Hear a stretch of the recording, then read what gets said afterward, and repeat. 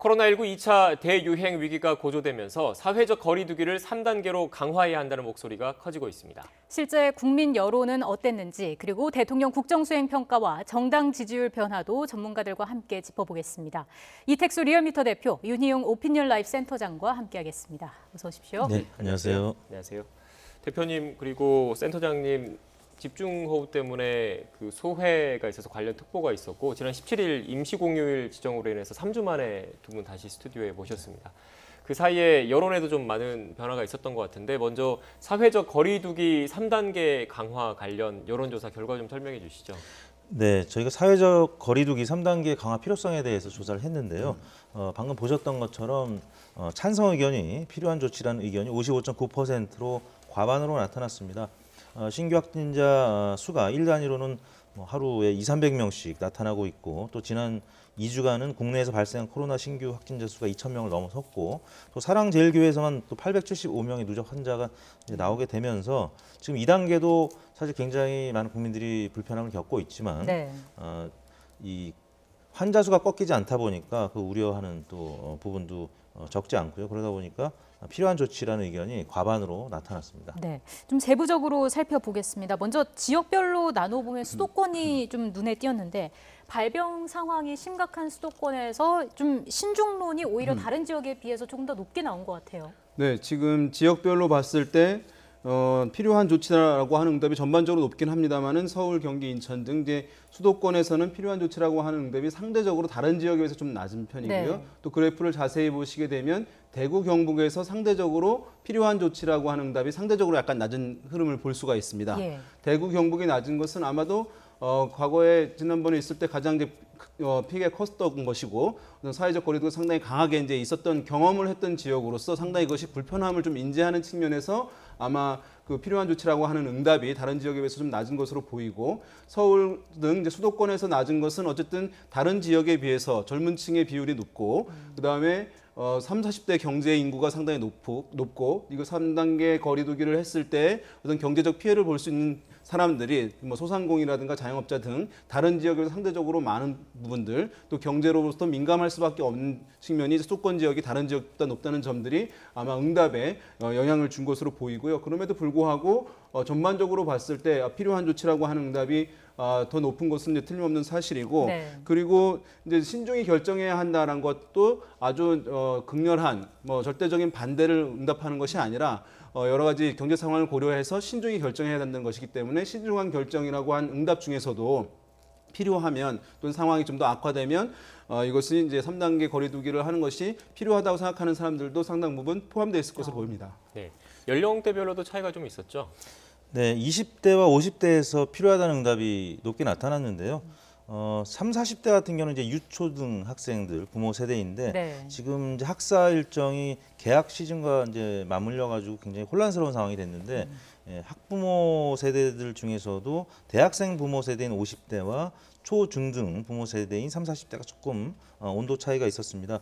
일단 3, 40대는 당장 고3들부터 시작해서 학사 일정 혼란이 초래되는 데 대해서 굉장히 우려하는 부분이 좀 많이 반영이 된 것 같고요. 예. 반면에 이제 대학생 내지 또 취업 준비 세대인 20대하고 그 부모 세대는 경제적 타격이 있어도 추가 확산이 될 경우에 더 큰 타격이 있다고 보기 때문에 또 필요한 조치라는 의견이 조금 상대적으로 높게 나타난 것이 아닌가 싶습니다. 예. 또 지지 정당별 그리고 정치 성향별로도 의견이 조금씩 엇갈린 것 같아요. 네, 맞습니다. 만약에 지금 현재 어쨌든 코로나 방역을 잘하고 있다라고 하는 것들은 어쨌든 현 여권 지지층에서 이제 이런 의견들을 가지고 있는 것이고, 보다 적극적인 방역 조치를 하는 것에 대해서 상당히 이제 우호적으로 생각하는 여권 국민들이 좀 많이 있으리라고 보고요. 그래서 보시다시피 그래프에서 보시다시피 여당 지지자층에서는 무려 65.8%가 필요한 조치다. 그래서 정부가 적극적으로 방역 조치 단계를 올리는 것, 강화하는 것에 대해서 괜찮다라고 이제 받아들이는 수용도가 상당히 높은 것으로 보이고요. 네. 반면에 이제 보수 성향이 강한 이제 미래통합당 지지층에서는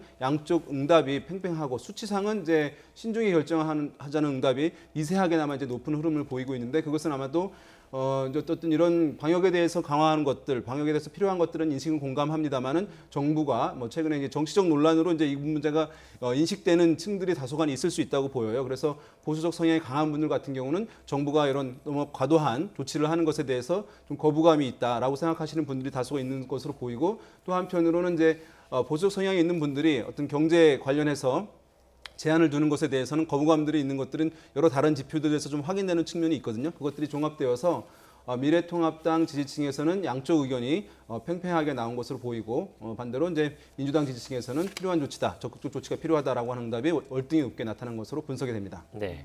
이렇게 상황이 심각해지지 않습니까? 감염 확산세가 계속되고 있는데 이렇게 되다 보니까 2차 재난지원금 지급 논의도 정치권에서 뜨거운 감자로 부상했습니다. 앞으로 여론에도 좀 영향을 미칠 것 같은데 어떻게 보십니까? 네, 지난번 1차 지원금도 처음에는 이 찬성 의견이 절반이었다가 이제 본격적으로 논의가 구체화되면서 또 경기도 또 악화되고 하다 보니까 수령에 대한 의견도 찬성 의견이 점점 높아졌고요. 네. 또 혜택을 보겠다 이런 의견들도 심지어는 70% 이상 높게 나타난 적도 있습니다.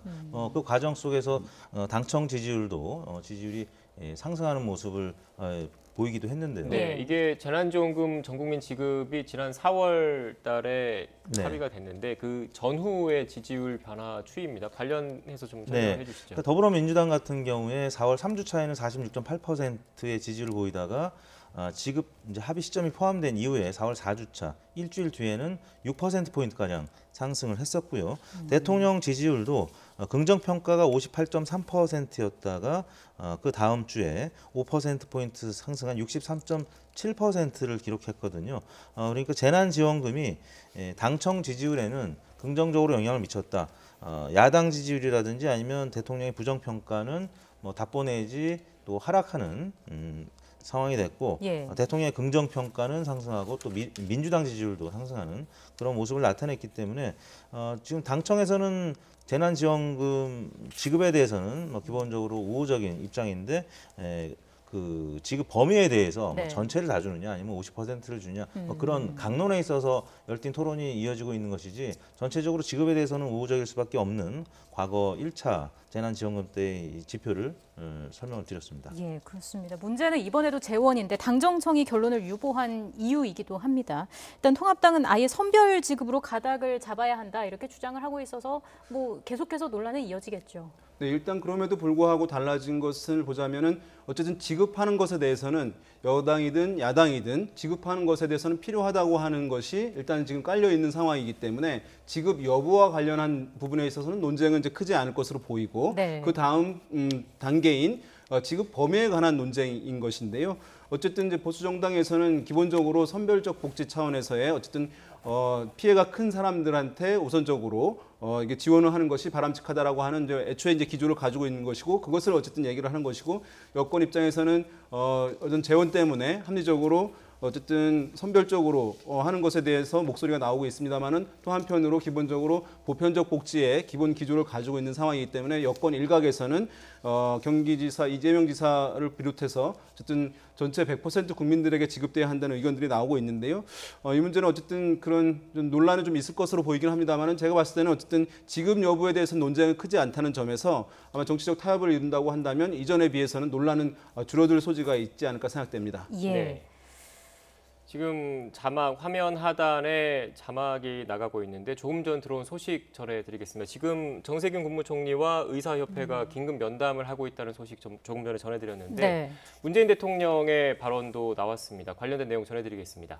코로나19 확진자가 일주일째 200명을 넘고 있는 가운데 문재인 대통령은 국민의 생명을 담보로 한 집단 행동은 결코 국민의 지지를 받을 수 없다면서 의료계가 집단 행동을 자제해달라고 당부했습니다. 문 대통령은 오늘 청와대 수석보좌관 회의에서 어떤 집회의 자유와 표현의 자유도 국민에게 엄청난 피해를 입히면서까지 주장할 수는 없다면서 이같이 주장했습니다. 또 정부 정책에 반대할 수 있지만 합법적인 선을 넘어서는 안 된다며 국민의 생명권을 보호하기 위해서라도 휴진이나 휴업 등의 위법한 집단적 실력 행사에는 단호하게 대응할 수밖에 없다고 언급했습니다. 네, 문 대통령은 이어서 지금 단계에서 코로나19 확산을 막아내지 못한다면 사회적 거리두기 3단계로 격상될 수밖에 없다면서 3단계의 격상은 막대한 경제적 타격을 감내해야 하는 선택이기 때문에 최악의 상황까지 가지 않도록 모두가 힘을 모아달라고 말했습니다.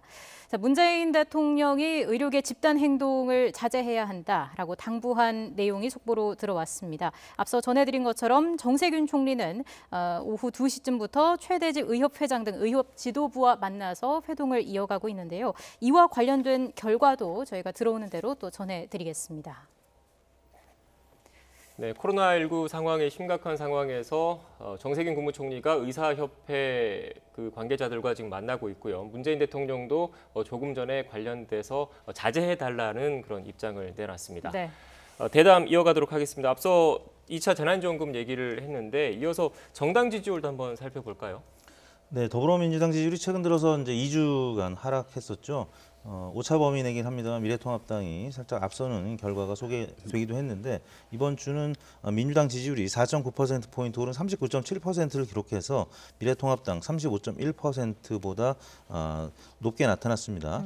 미래통합당은 2주 연속 상승세를 멈추면서 하락했는데 그동안에 이제 부동산 문제라든지 또 남북관계 악화 또 홍수가 피해가 심각해지면서 민주당 지지율도 동반 하락했었는데 예. 이번 주에 광복절 집회에서 보수층이 초반에 결집하다가 정광훈 목사 확진 이후에 차명진 전 의원 확진 등의 소식 때문에 사랑제일교회 이 확진자 폭증 때문에 미래통합당 지지율도 하락한 것으로 나타났는데요. 물론 미래통합당에서는 이제 선긋기를 하고 있습니다만 네. 많은 유권자들은 미래통합당과 또 광복절 집회와 무관하지 않다 이렇게 보는 분들이 이제 많이 있는 거죠. 그리고 이제 또 전현직 의원들이 광화문 집회 현장에 참여했었다는 보도들이 나가면서 미래통합당 지지율이 영향을 안 받을 수가 없었던 한 주간이었던 것 같은데요. 그러다 보니까 대통령 지지율과 함께 민주당 지지율이 올랐고요. 또 반면에 선거철도 아닌데 무당층이 보통은 이제 선거철이 지나면은 점점 늘어나기 마련인데 이번 주는 무당층이 조금 증가하는 그래서 광복절 집회 이후에 이 코로나 확진자 수가 좀 증가하는 과정에서 또 정치 양극단화가 좀 일어나고 있는 그래서 코로나19 관련한 아까 이슈 조사에서도 이념 상황별로 좀 상반된 결과들이 나타났는데 그런 현상들이 지금 지지율에서도 나타나고 있는 것 같습니다. 예, 바로 이어서 대통령 국정 지지율도 함께 그래프로 좀 보겠습니다. 2주 만에 다시 반등을 했거든요. 앞서 민주당 지지율과 함께 오른 것으로 집계가 됐는데 센터장님은 어떻게 보고 계신가요? 네, 지금 문재인 대통령의 국정수행 평가 잘한다. 우리가 흔히 국정 지지율이라고 부르는 것이 어떤 소폭 이제 상승을 하고 있고 물론 부정평가가 높긴 합니다만 이제 격차는 또 좁혀지는 그런 흐름들을 보여주고 있는데요. 네. 최근에 어쨌든 이 코로나가 더 기승을 부리게 되면서 그 전에 문재인 대통령의 국정수행 평가를 어쨌든 지지율을 낮아지게 한 요인으로 대표적으로 부동산 이슈를 꼽을 수 있는데 국민들은 미디어에서 나오는 정보를 갖고 지금 현 상황의 문제가 누구한테 있느냐 그래서 정부에 있으면 어쨌든 잘 못한다라고 하는 비율이 많아질 수밖에 없는 것인데 그때 예. 부동산 이슈가 이 코로나 이슈로 인해서 상당 부분 이제 사라지게 되는 측면들이 하나 있겠고요. 어쨌든 코로나가 지금 확산되게 되면서 국민들의 위기감, 공포감이 이제 커지고 있는데요. 이런 이제 국가의 위기 상황이 고조되게 되면 정부에 힘을 실어줘야 한다라고 하는 이제 기류가 형성될 수밖에 없습니다. 그래서 그런 것들이 좀 영향을 주고 방금 말씀하셨듯이 사랑제일교회 정광훈 목사 관련한 이런 얘기들이 이제 커지게 되게 되면 어쨌든 내가 정치적 성향을 가지고 있는 경우에 다른 이제 국정 상황보다는 이제 진보 성향층에게는 반발 심리를 강화시킬 수 있는 것이거든요. 그래서 정부 여당에 오히려 또 이제 우호적으로 진보 성향층들이 강화되는 흐름들을 또 야기할 수 있는 것이고 그런 것들이 종합적으로 영향을 주어서 문재인 대통령의 이번 주 국정수행 평가 그래서 국정 지지율이 다소가 이제 상승하는 흐름들 지금 보여주고 있다고 분석할 수 있겠습니다. 네, 날짜를 구체적으로 좀 다시 들여다 볼까요? 지금 추이를 보면 광화문 집회, 보수 진영의 네. 광화문 집회 이후에 일간으로 봤을 때 좀 오름세를 보이고 있거든요. 이런 추세가 계속 이어질 거라고 보십니까? 네, 지금 이제 사랑제일교회는 계속 수사 중이고 또 압수수색도 했는데 반발이 굉장히 심합니다, 여전히. 그렇기 때문에 이 부분은 당청 지지율, 그러니까 진보층의 지지율 결집 현상을 초래할 수 있는 그런 상황이고요. 미래통합당 입장에서는 지난주에 5.18 이제 묘역에도 김종인 위원장이 방문을 했는데 그런 부분 긍정적으로 영향을 미쳤을 겁니다. 그런데 상승세를 좀 꺾는 그런 요인으로 작용했다라는 점에서 이번 주에도 뭐 계속 이런 지표가 이어질 가능성이 있는데요. 뭐 또 2차 재난지원금 논의라든지 또 4차 추경 논의 뭐 이런 부분들이 이번 주에 계속 이어질 것이기 때문에 민주당 입장에서는 부동산 논란 때문에 최근 약세를 보였었는데 네. 부동산 관련된 이슈는 이번 주 들어서 굉장히 언급량 자체도 줄어들어서 일단은 하락세를 좀 멈춘 상태가 유지될 가능성이 높아 보입니다. 예, 좀 세부적으로 봤을 때 지역별로는 뭐 특징이 있었습니까? 지역별로 전반적으로 어쨌든 그 흐름들은 각 지역에 동일하게 나타나고 있는데요. 뭐 충청권에서 좀 한 두 자릿수 이상 이제 긍정 평가가 오른 결과를 보여주고 있는데요. 네. 지금 보시다시피 이제 뭐 호남에서는 이제 워낙 월등히 높고요. 또 보수 성향이 있는 곳들에서는 대구 경북 같은 경우에는 이제 부정 평가가 뭐 어떤 상대적으로 월등히 이제 높은 흐름들을 보여주고는 있습니다.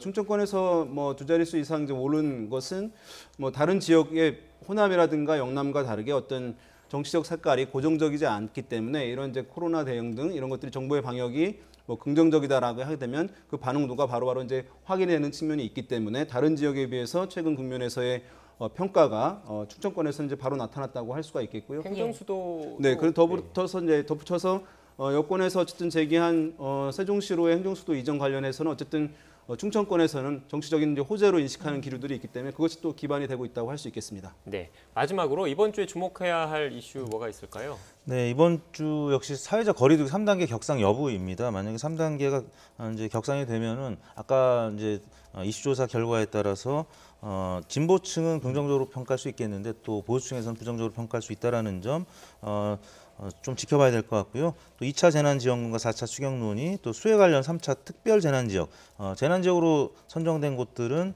또 대통령실에 긍정적으로 영향을 미칠 수가 있고요.